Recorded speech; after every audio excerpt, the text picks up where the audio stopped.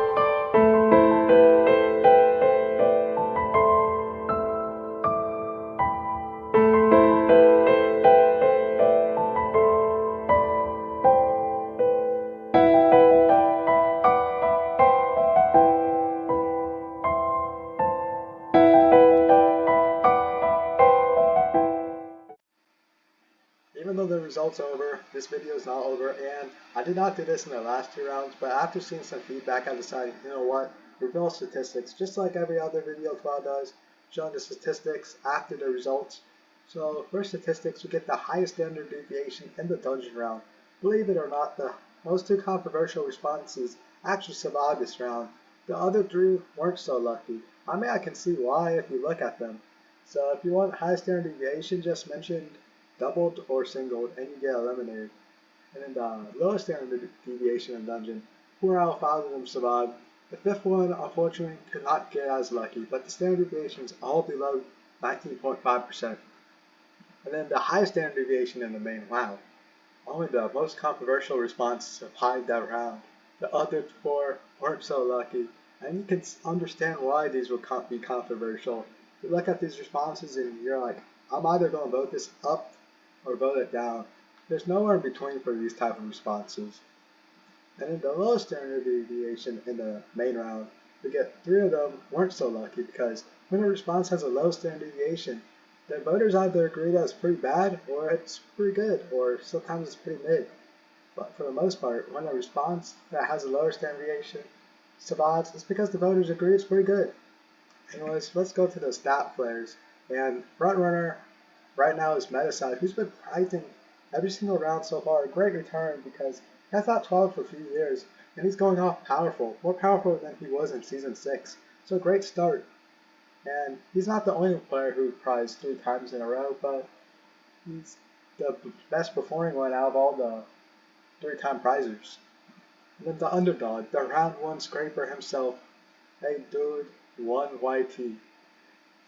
Scraped round 1, still in it, getting efficient. But normal Ben is pretty close. Normal Ben also has been pretty efficient.